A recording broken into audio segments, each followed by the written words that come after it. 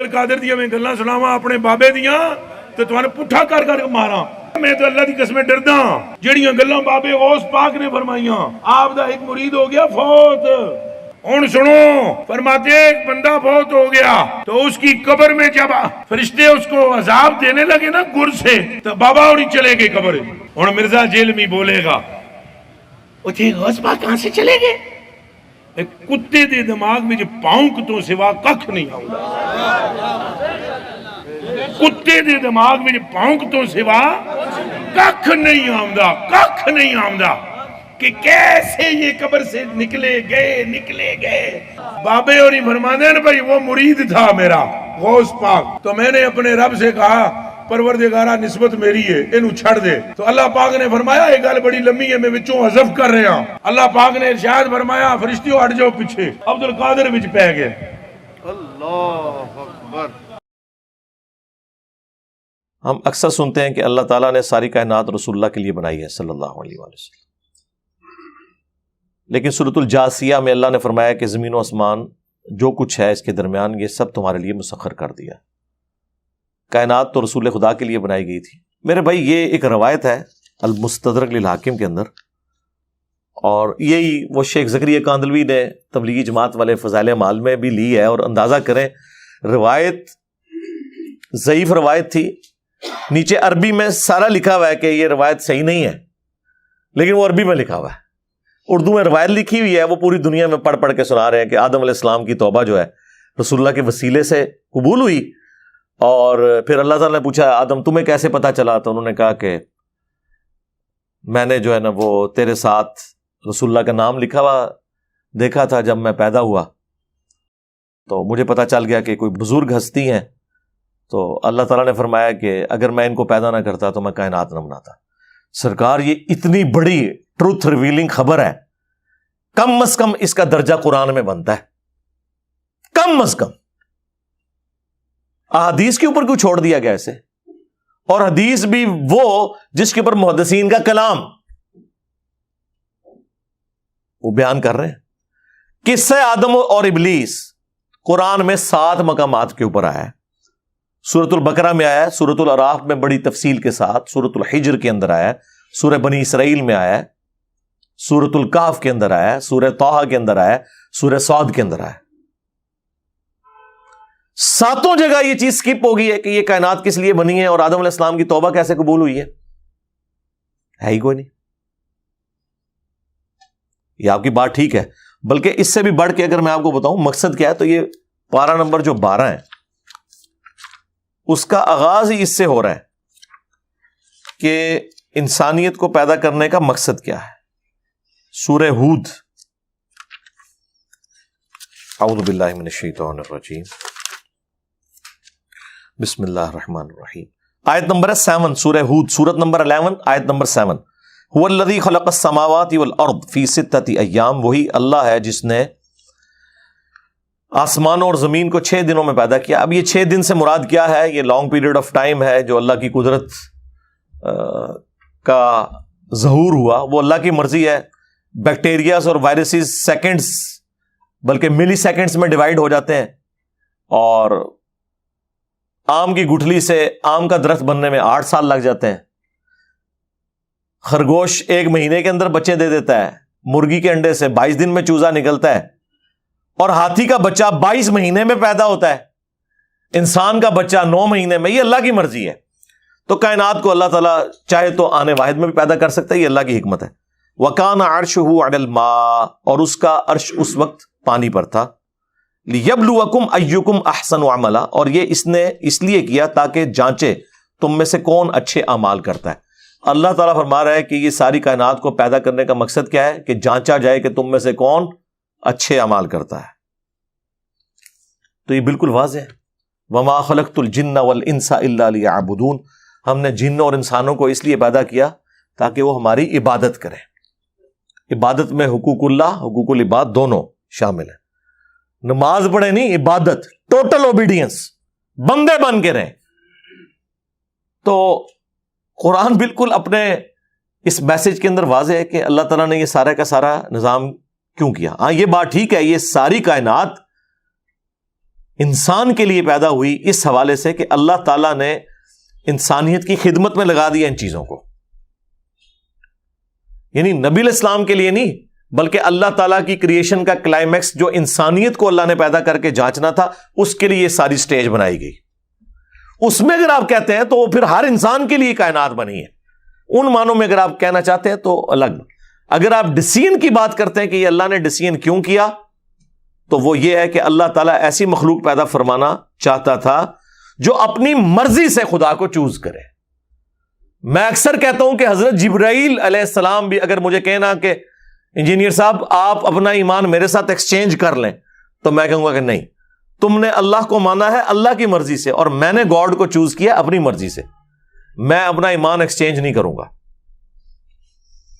انسانیت کے پاس سب سے بڑی اسٹرینتھ یہ ہے کہ اللہ نے اسے حق اور باطل کی تمیز دی. فَأَلْهَمَهَا فُجُورَهَا وَتَقْوَاهَا, اس کے باوجود اس نے خدا کا خوف رکھتے ہوئے اللہ کا راستہ اختیار کیا کہ میں نے اپنے کریٹر کو جواب دہ ہونا ہے. یہ وہ خوبی ہے جو کسی فرشتے کو بھی حاصل نہیں ہے. تو انسانیت کو ناز ہے اس چیز کے اوپر, ہونا چاہیے. باقی جذباتی باتیں ہیں جی, نبی علیہ السلام کے ساتھ وہ چیز منسوب کرتے ہیں جب ہم کہتے ہیں یار یہ اتنا بڑا ٹروتھ تھا کہ آدم علیہ السلام کی توبہ رسول اللہ کے وسیلے سے قبول ہوئی, اور وہاں پہ اللہ تعالیٰ نے فرمایا کہ اگر میں نبی کو پیدا نہ کرتا, یہ کائنات نہ پیدا کرتا. یہ باتیں جذباتی طور پہ تو بکتی ہیں, اور جو بندہ اس کے بارے میں گفتگو کرتا ہے اسے گستاخ کہہ دیتے ہیں. تو ان کے لیے پھر میں نے ہی پھکی تیار کی ہوئی ہے. کیا عیسیٰ ابن مریم کو اللہ کا بندہ کہنا عیسیٰ ابن مریم کی گستاخی ہے؟ کرسچن سے پوچھیں وہ تو کہیں گے گستاخی ہے. وہ کہتے ہیں کم از کم خدا یا خدا کا بیٹا کہو. ان کی تو تسلی نہیں نہ ہو رہی. تو کیا ہم نے کرسچنز کی تسلی کروانی ہے یا ہم نے وہ بات ماننی ہے جو اللہ تعالیٰ نے وحی کے اندر بیان کی ہے؟ اللہ تعالیٰ فرماتا ہے لقد کفر الذین قالوا ان اللہ هو المسیح ابن مریم, بے شک وہ کھلا کفر کر رہے ہیں کہ جو کہہ رہے ہیں کہ عیسیٰ ابن مریم ہی اللہ ہے. وقال المسیح, جبکہ مسیح تو خود کہا کرتے تھے یا بنی اسرائیل, اے اولاد یعقوب, اعبدوا اللہ ربی و ربکم, عبادت کرو اس اکیلے اللہ کی جو میرا بھی رب ہے اور تمہارا بھی رب ہے. انہ من یشرک باللہ فقد حرم اللہ علیہ الجنہ ومأواہ النار وما للظالمین من انصار, بے شک جو کوئی اللہ کے ساتھ شرک کرے گا اللہ تعالیٰ نے اس پہ جنت حرام کر دی ہے, اس کا ٹھکانہ جہنم کی آگ ہے, وہاں پر اس کا کوئی مددگار نہیں ہوگا.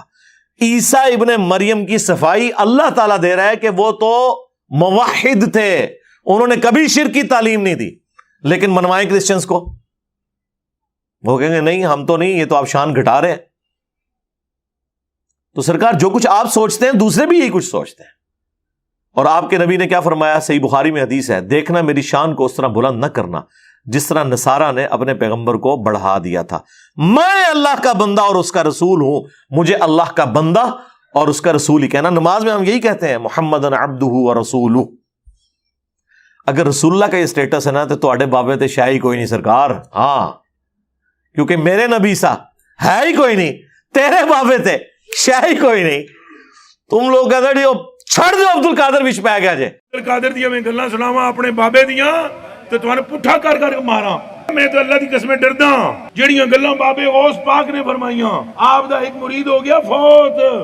ہن سنو, فرماتے ہیں ایک بندہ فوت ہو گیا تو اس کی قبر میں جب فرشتے اس کو عذاب دینے لگے نا گر سے, تو بابا اور چلے گئے قبر.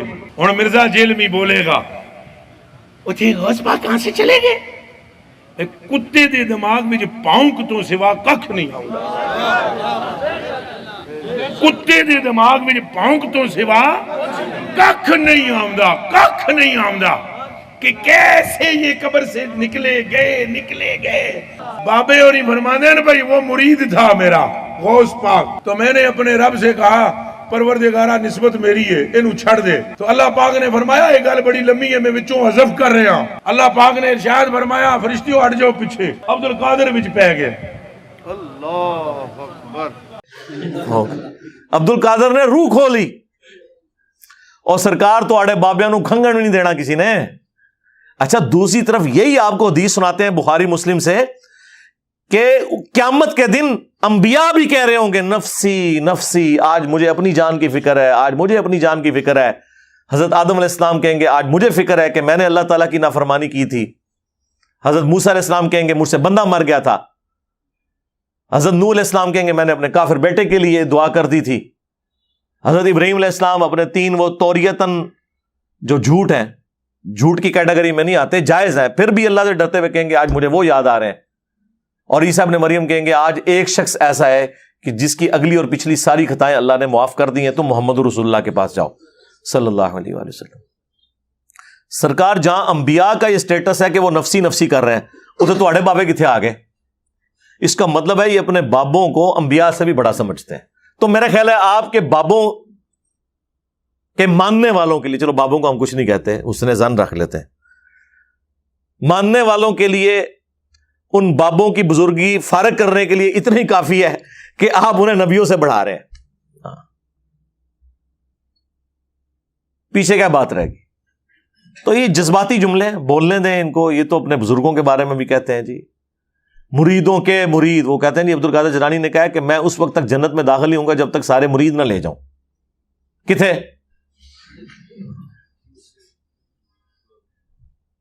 عبد القادر جیلانی کو بیچاروں کو تو پتہ بھی نہیں ہوگا کہ ان کے ساتھ لوگوں نے کیا منسوخ۔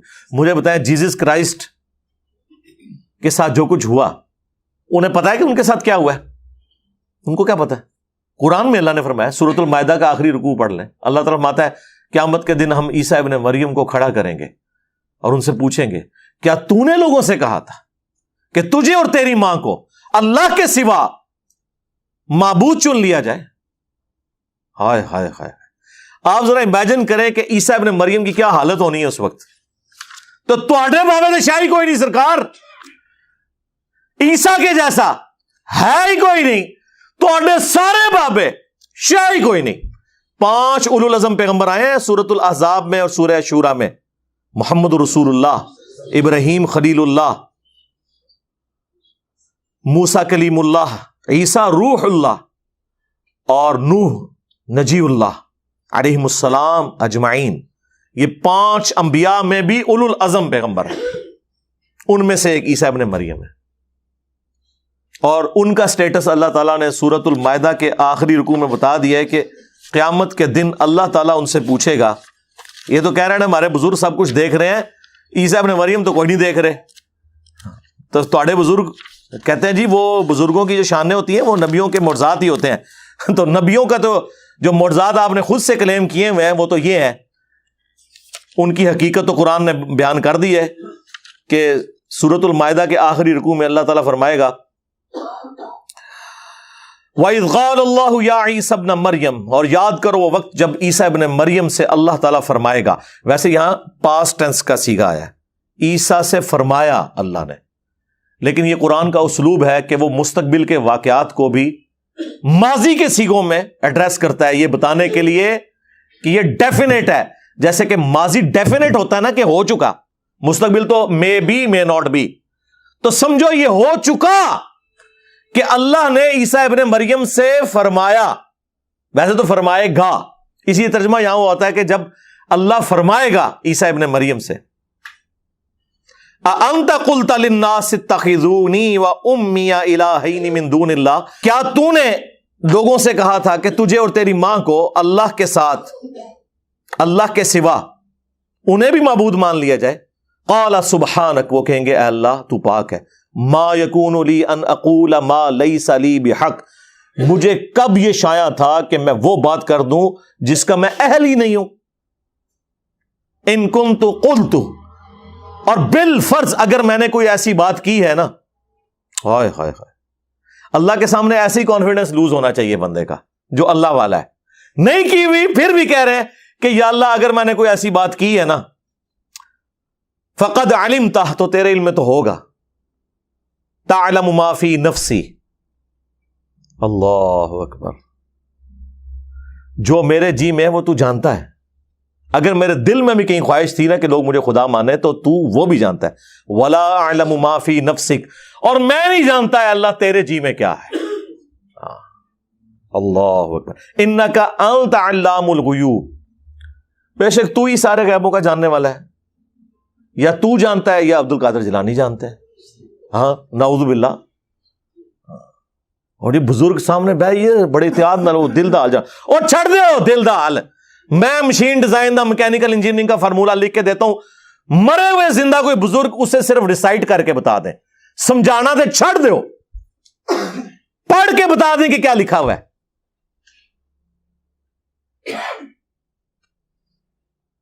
ما قلت لهم الا ما امرتنی، میں نے تو ان سے کچھ نہیں کہا سوائے اس کے جو تو نے مجھے حکم دیا تھا.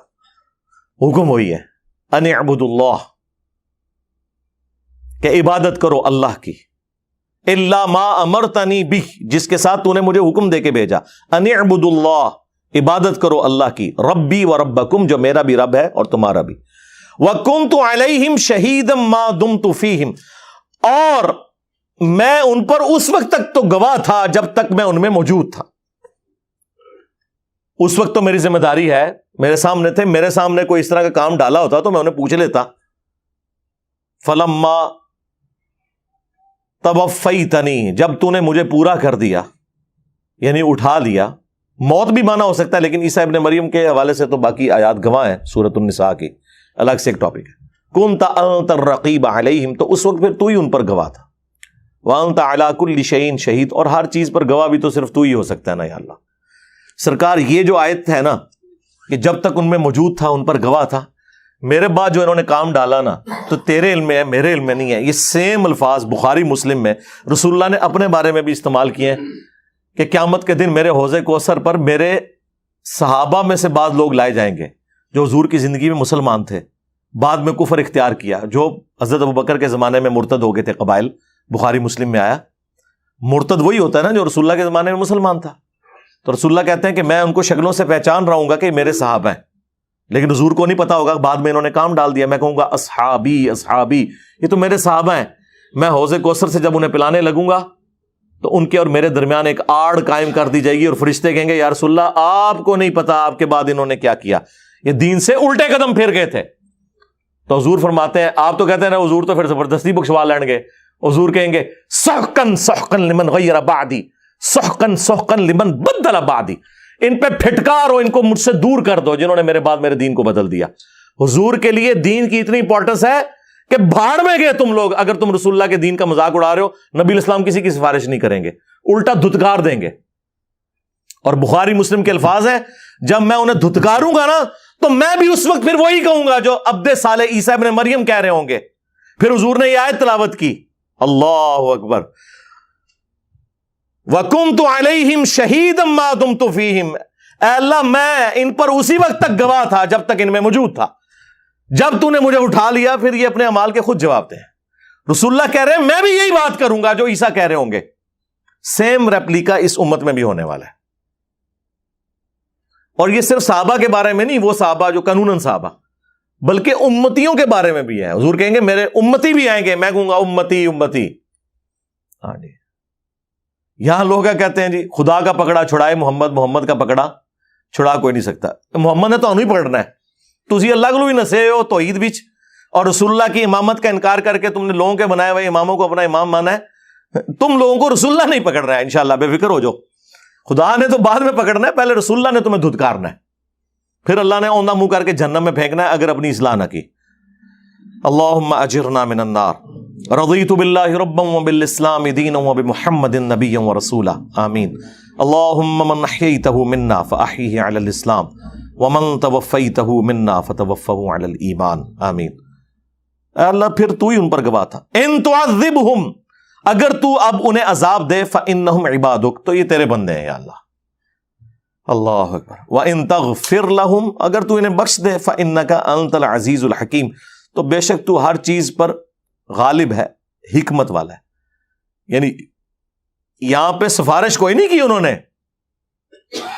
پتہ حضرت عیسیٰ کو بھی ہے کہ مشرک کی کہاں سے بخشش ہونی ہے، بس اللہ کی قدرت کا اظہار کیا کہ اللہ تیرے بندے ہیں، چاہے انہیں بخش دے چاہے جو مرضی کر، تیرے تو اختیار میں ہے، میں کوئی انہیں آن نہیں کرتا.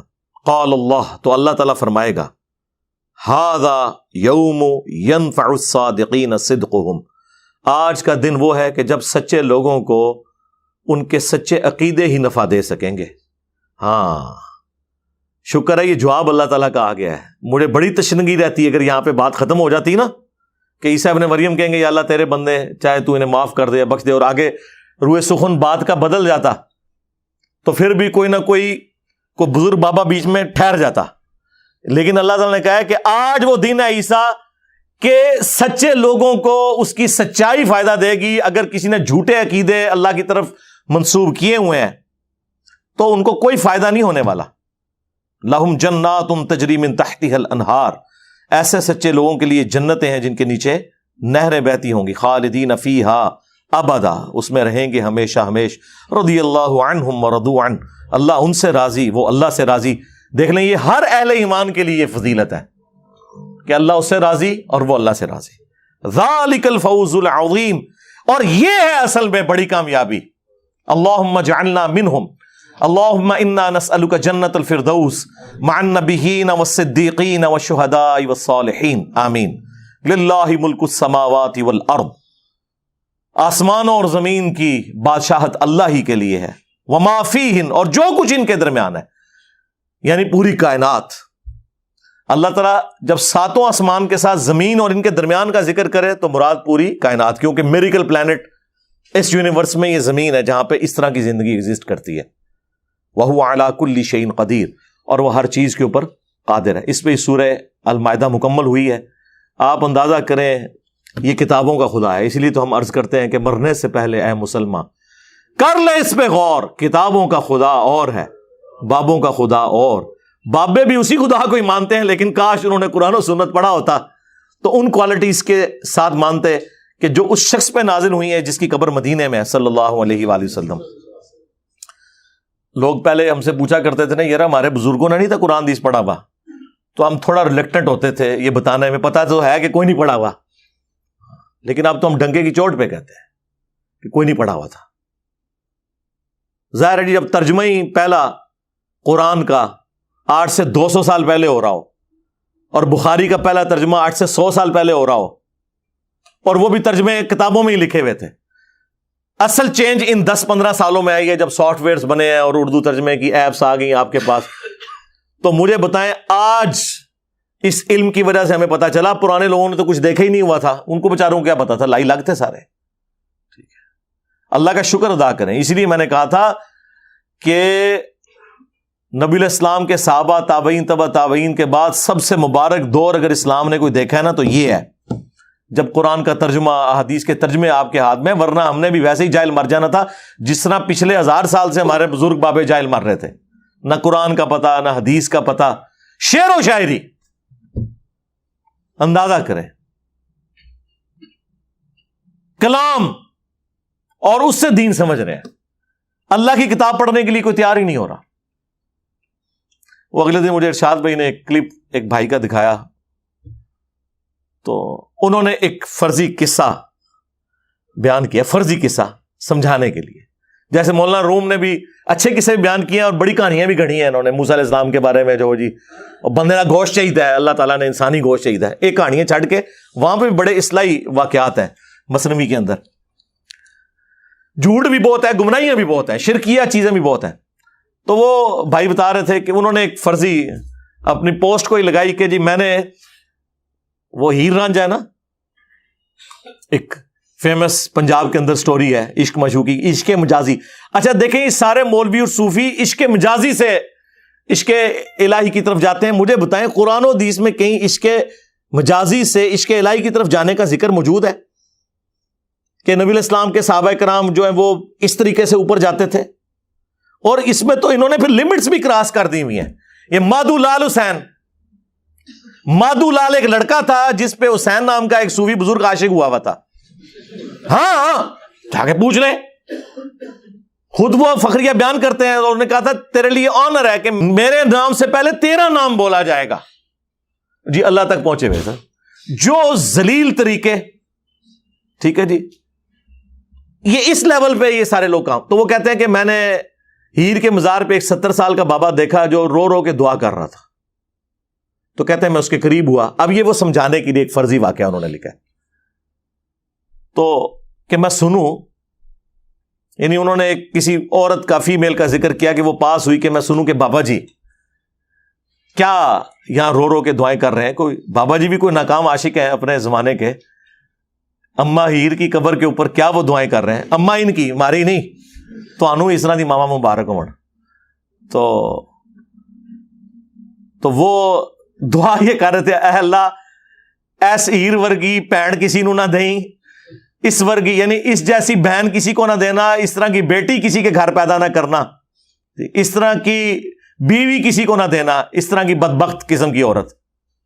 اچھا وہ کہتے ہیں جب میں نے یہ پوسٹ لگائی ہے تو لوگوں نے مجھے گالیاں نکالنی شروع کر دی کہ آپ گستاخ ہو گئے ہیں اما ہیر کے. انہیں پھر اگلی پھکی دی تھی، اس نے پھر نیچے لکھا کہ جو مجھے اس بات کے اوپر کرٹیسائز کر رہے ہیں، اے اللہ ان ساروں کے گھروں میں، ان کی آنے والی نسلوں میں اس طرح کی ہیریں پیدا ہوں. تو لوگوں نے اور گالیاں نکالنی شروع کر دی. وہ ایک جگہ ٹھہرو نا، اگر آن کر رہے ہو تو کہو آمین آن میں. تو یہ میرا خیال ہے ایک بڑا اچھا طریقہ ان کا سمجھانے کا. انہوں نے بڑے اچھے طریقے سے میسج دیا کہ جس کی آپ تعظیم کر رہے ہو، خواہش نہیں کر رہے کہ اس طرح کی بچی تمہارے گھر میں پیدا ہو، ٹھیک ہے، لیکن دوسری طرف ہماری کیا خواہش نہیں ہوگی کہ سیدہ فاطمہ، سیدہ زینب، سیدہ عائشہ رضی اللہ عنہم اجمعین وعلیہم السلام اجمعین اس طرح کی بچیاں مسلمانوں کے گھروں میں پیدا ہوں. تو سرکار انہیں رول ماڈل بناؤ. ٹھیک ہے جی. صلو علی محمد وآل محمد، اللہم صلی علی محمد وعلی آل محمد واصحاب محمد اجمعین الی یوم الدین.